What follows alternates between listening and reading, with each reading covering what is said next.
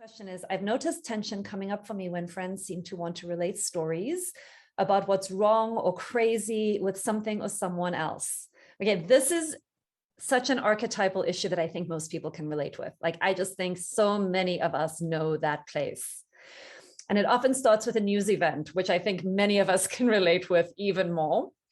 So the question is, I'm wondering how to mention my discomfort without sounding like, and this part I don't get, Miss Press, even though I'm feeling that way. Okay, so explain.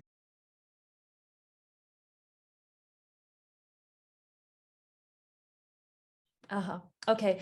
So are you aware of what the tension is about for you? What is the tension that is arising in those moments? What do you know about that already?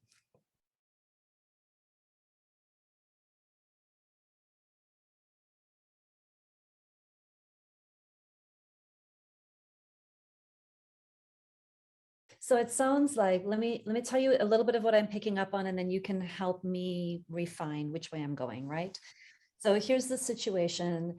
Somebody, I'm going to put a lot of interpretation in here. So word to the wise, I'm interpreting a lot. Somebody is disturbed by something that they're encountering in their world. And maybe they have some needs for connection, understanding, clarity. They want to talk out loud. They maybe want to think out loud.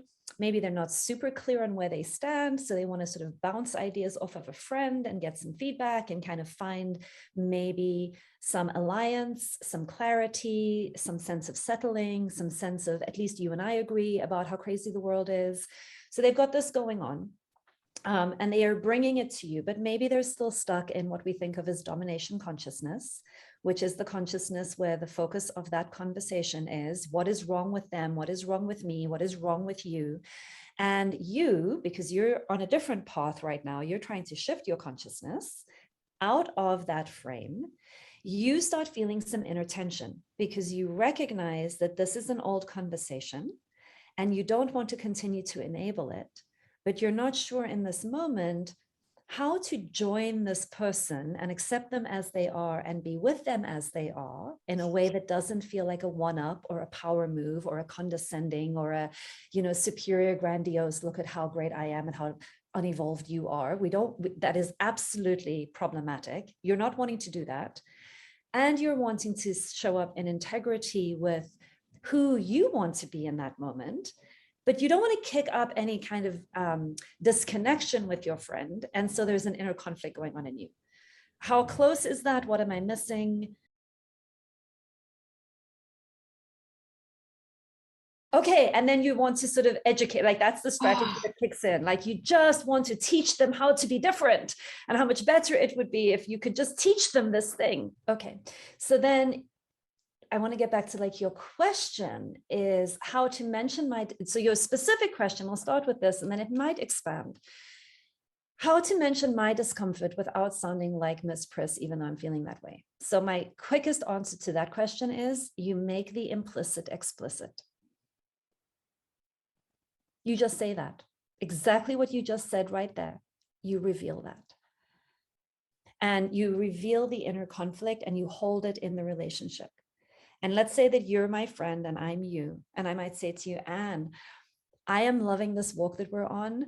And I really want to thought partner with you and explore this. But I want to let you know I'm having this internal conflict that's happening for me right now.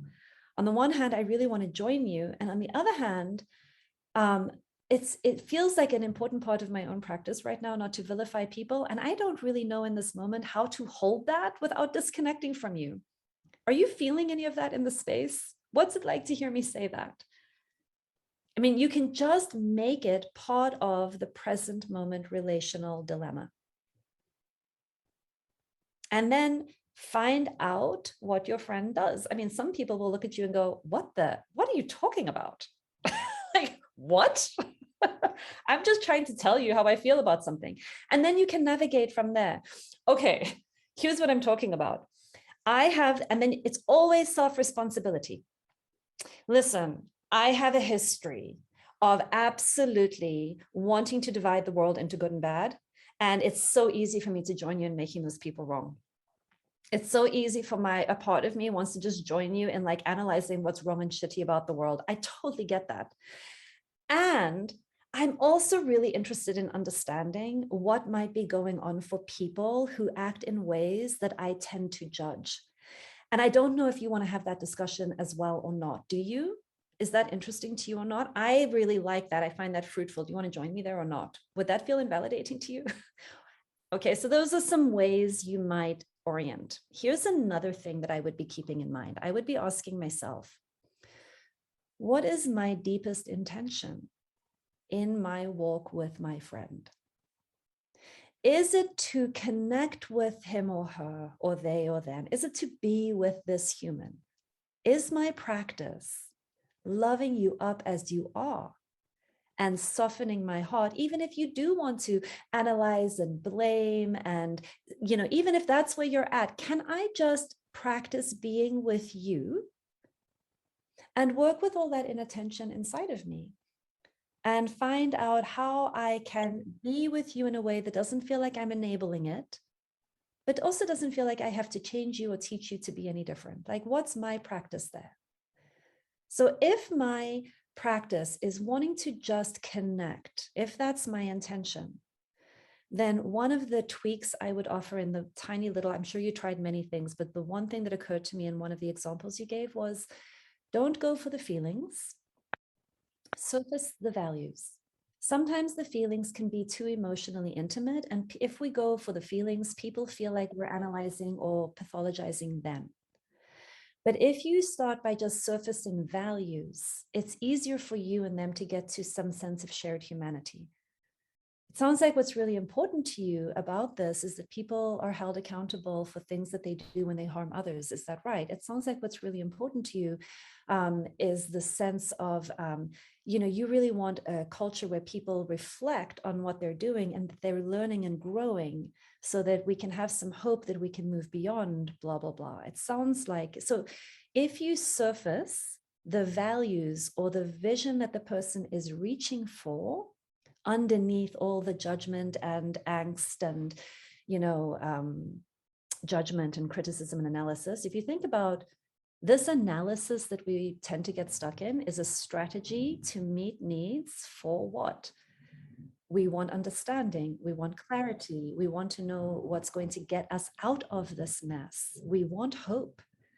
So if you can listen through the frame of what is the hope, what is the vision that they're reaching for, and just like bypass, filter out all of the analysis and judgment and criticism. Don't let that hook you. Don't see that. Don't give it any traction. Then you can very indirectly lead the conversation into something that you might find more satisfying. How's all that landing, Anne? What fits, what doesn't, what's helpful, what isn't?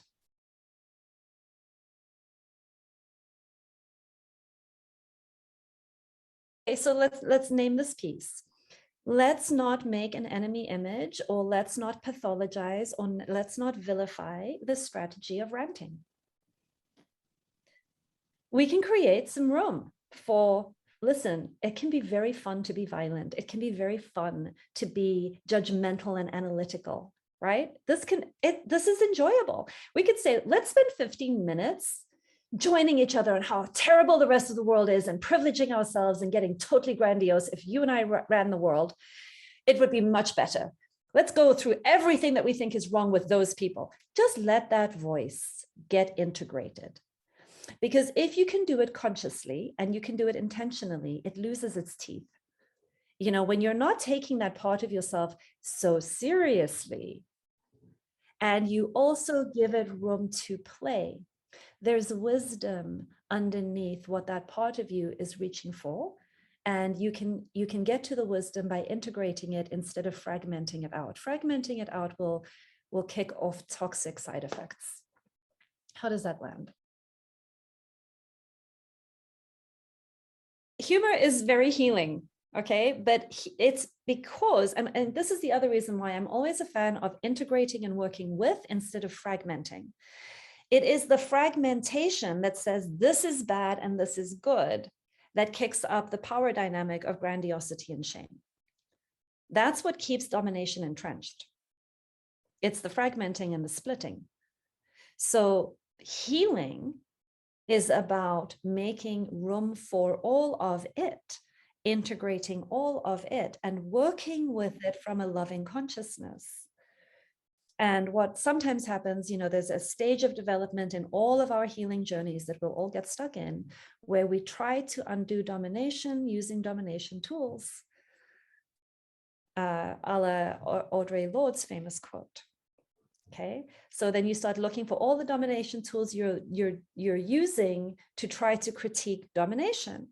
And then you suddenly see the double bind and the catch-22 that you're stuck in. And that's when you can find the third way, right? Instead of dualism, we move into a triangle. Instead of 2 points on a line, we're in a triangle. Okay, that's too esoteric. We'll move. Thank you, Anne, for your question. So I'm going to open it up to the whole room right now. I just want to find out, does anybody have anything they want to clarify, ask, something that got stimulated about this particular situation? And this is kind of like the debrief, what was useful about that, where you stuck, before we move to the next question.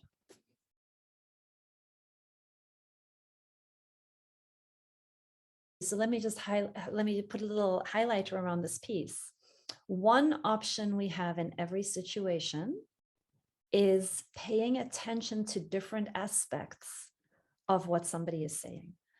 And in the communication work that we do here, it's often the difference between what somebody is saying and what they mean. There is a big difference between what we say and what we mean.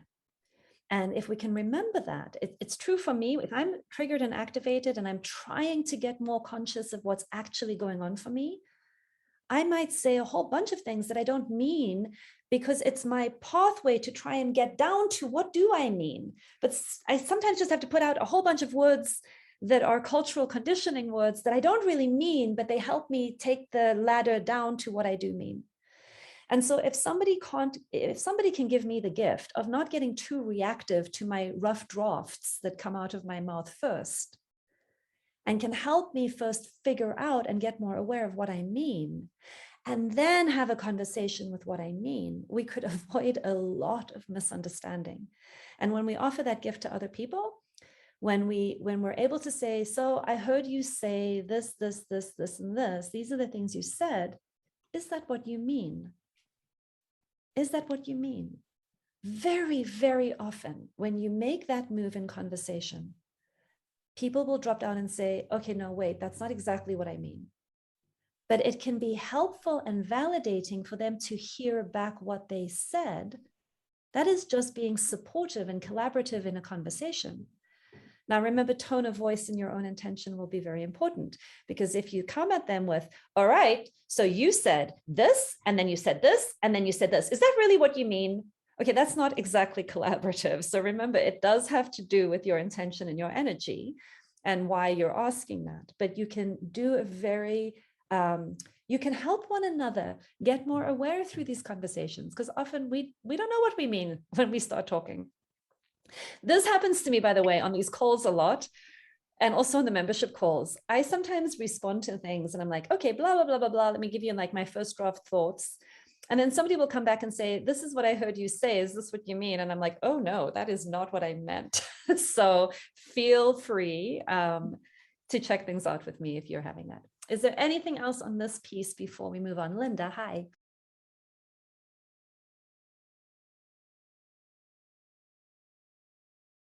Yes, especially when the trigger is some news event, some political event, some religious disagreement, these are usually triggering what is important to us, what matters to us. And if we try to go for feelings, it can be interpreted as pathologizing the individual instead of joining them in the values discussion that they're trying to have.